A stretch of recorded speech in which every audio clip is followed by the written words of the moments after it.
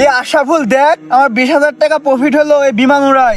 ইস দোস্ত, আইটুর জন্য ডান্ডা মিস হয়ে গেল রে। 2 দিন হলো বন্ধু, আমি খুব লসে আছে বুঝলি।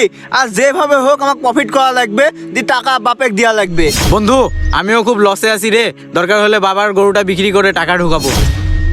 ও বন্ধু, 20 গুণ উঠেছে।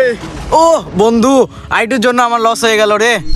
সময় তো হয়ে গেছে, যাই মক্তবের ক্লাসগুলো আমি নিয়ে আসি।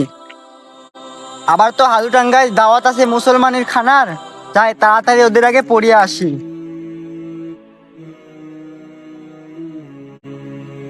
বন্ধু জুয়াতে লাভের উপরে লাভ, প্রচুর লাভ।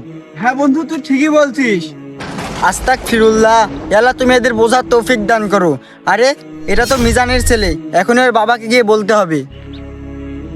বাগানের পরিস্থিতি তো ভালো না, অনেক গাছ মারা গেছে। যাই সেলির থেকে কিছু টাকা পয়সা নি, বাগান একেবারে নতুন ভাবে সাজাইলি আমি।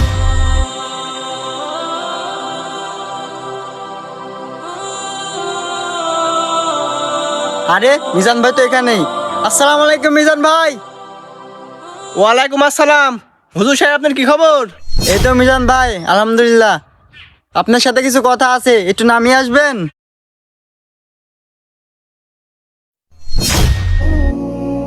আরে ভাই আর বললেন না, খুব ব্যস্ত আছি। গত মাসে জমিটা কিনেছি। মিজান ভাই, আপনার ছেলের খোঁজ খবর রাখেন আপনি? আমি ওই মুড়ে দেখলাম বসে থেকে জুয়া খেলছে ওর বন্ধুর সঙ্গে। এই জুয়া একদিন আপনার ছেলেকে এবং আপনার পরিবারকে ধ্বংস করবে, তা আগে থেকে পদক্ষেপ নেওয়া দরকার। জুয়া খেলা হারাম, আপনারা জানেন না? এই জুয়ায় আপনাদের একদিন সব ধ্বংস করে দিবে, এটা মনে রাখবেন। আরে আপনার এত বড় সাহস, আপনি আমার সামনে আমার ছেলে নিয়ে দুর্নাম করছেন? আপনি 2 টাকার হুজুর হয়ে আমাকে এই কথা বলছেন? আমার ছেলে দিনে 2 লাখ টাকা ইনকাম করে। আপনি নিজেকে নিয়ে ভাবেন গা, আমার নিয়ে অত ভাবা লাগবে না আপনাকে। এ জানে কিন্তু জান, আল্লাহ তাআলা আপনাকে হেদায়েত দান করুক।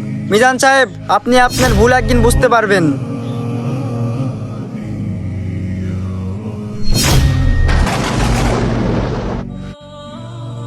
আসসালামু আলাইকুম মিজান ভাই।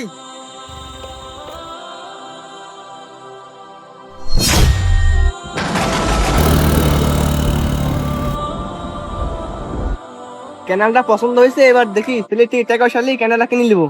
আব্বা, কি রে তোর কেসে রে? কোনো খুশি সম্মান আসলি নাকি? আব্বা, আমি জুয়া খেলে তোমার সব সম্পত্তি টাকা পয়সা হারিয়ে গেছি। হাই আল্লাহ, আমার এ কি সর্বনাশ হইলো। আমার শুধু 1 যোগ্য টাকা নিয়ে আসতে, কিভাবে শোধ করবো?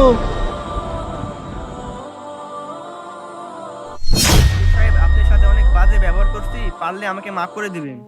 আজকে আমি খুবই নিঃস্ব, আমার ছেলে জুয়া খেলে সব টাকা পয়সা সব হারাই ফেলছে। আজকে আপনার কথা শুনলে আমার এই পরিণতি হতো না। ভাই, এখনো সময় আছে, তুমি তওবা করে আল্লাহর পথে ফিরে এসো, আল্লাহ তোমাকে মাফ করে দিবেন। আরে শোনো ভাই, তুমি জানো না অসৎ পথে কেউ কখনো বড়লোক হতে পারে না।